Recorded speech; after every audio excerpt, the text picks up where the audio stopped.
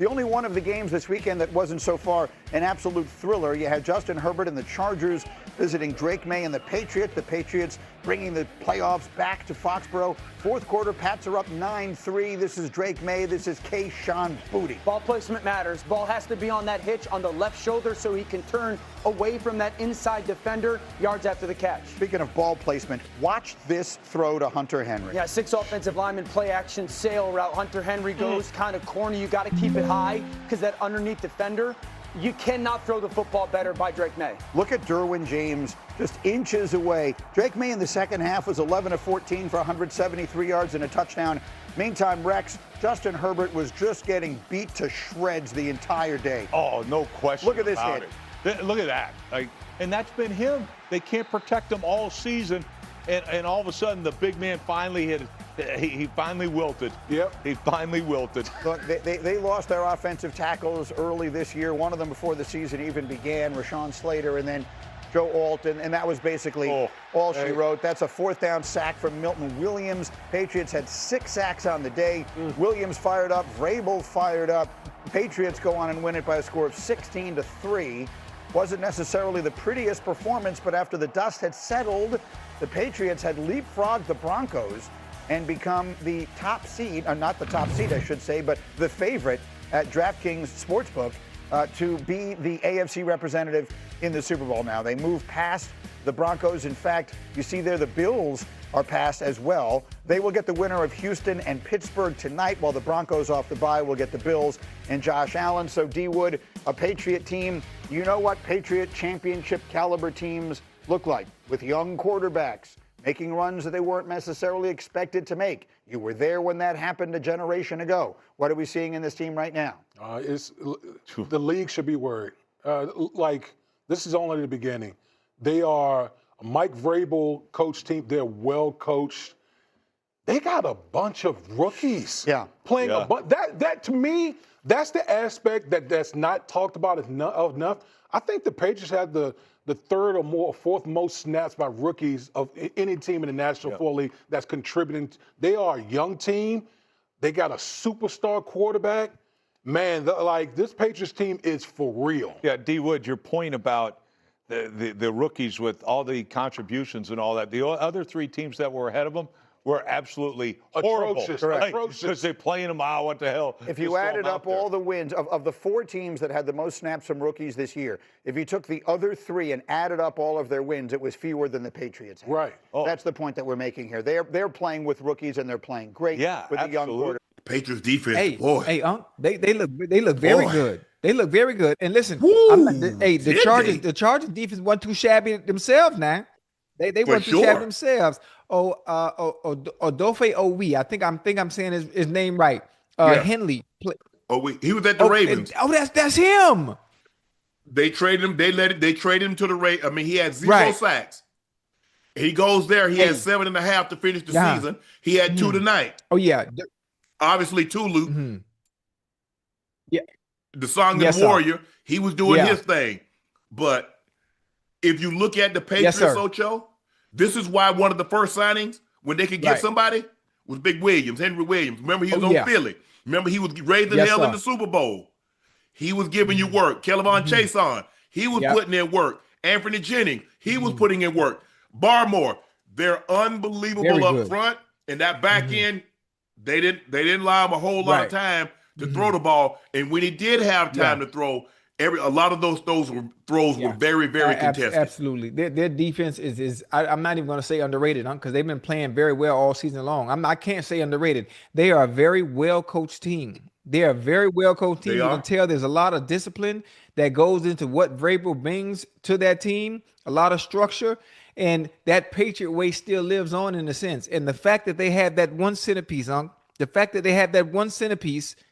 and goddamn Drake Maye is the reason why everything seems so fluid and consistent for them. That's the only word I can think of. They've been fluid and very consistent all season long. So I'm excited for the Patriots. I think this is the first time they've been to. Let me make sure I say it the right way. They won a playoff game since 2018? Is it 2018? Yeah, I thought it was 2016 when they won the Super Bowl. Because remember the next year, Tom Brady lost in the division, the wild card round to the Titans. I have a question. I mean, I want your honest thoughts based on how they look this season, how they look tonight, and obviously, once you get to the playoffs, points are at a premium. You can't really make mistakes. You really can't turn the ball over. There were some turnovers, but the defense is played so goddamn well, it didn't really affect the game or the outcome. For the Patriots, for that matter. But how do you see them faring as the season goes on into the playoffs?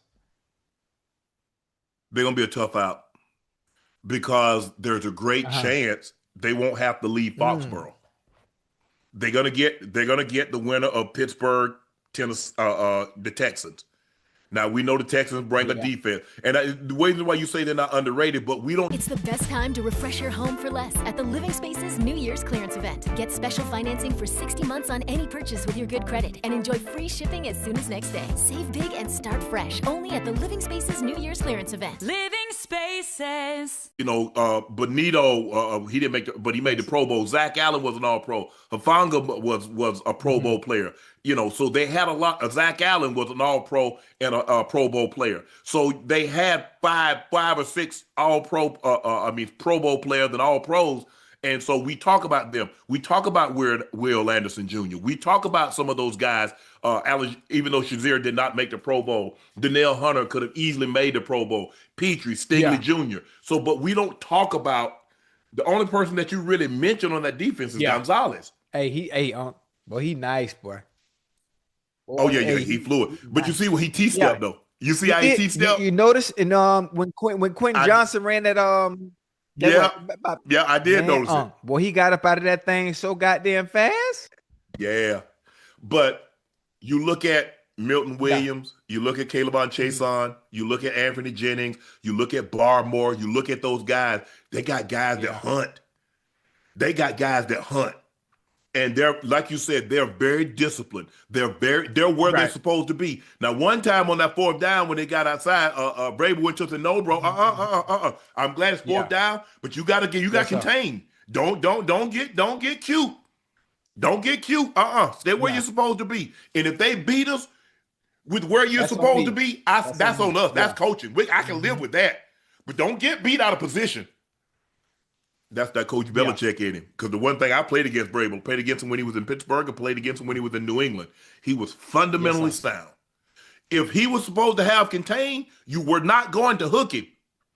If he got to set the edge, Ocho, you go into the sideline, you have to be out, both of y'all be out of bounds, but you're not getting that edge. You know who else? If I'm not mistaken, he was on one side. Was Willie McGinnis on the other side? Yeah. Willie was more was Willie. Yeah, Willie was Willie. It was him, Willie. Vince Wolford was there then. Wolford was there. Obviously Brewski. They had Ted Johnson. Ty. Lawyer Malloy had left by the time they had already traded Lawyer Malloy. Rodney Harrison was there then. When I played him the second time around in Denver. But they were fundamentally sound, and they're fundamentally sound now. You can tell the way that Vrabel took. Now, I don't know how much of his coaching style, because he seems a lot different than Coach Belichick. Belichick showed no emotion. Hey, they knocking Vrabel ass on the ground. They done bust his lip. Milton Williams done bust his lip. He hugged him when he got that sack to basically end the game. And you're like, man, this mofo done bust my lip out here, man.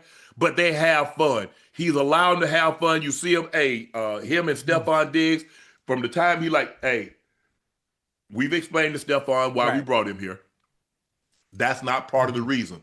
They haven't had any more issues with Stephon Diggs. Stephon Diggs has been great. 1,000-yard receiving season. He's leading that young group. Drake May believes in him. Butte making plays. Hooper and Hunter Henry, all those guys making plays. Guys just making plays. Ocho, they're going to be a tough out. Yeah. They're going to be a tough out. They're going to be a tough out. Now, look, obviously, Buffalo and the Broncos, Buffalo blew the Broncos out last year, but I think they're a different team. I think they're a better team, but Buffalo's not to be played with because that quarterback is as big time in the moments as they come. Look at his resume. Nobody averages more total yards yards per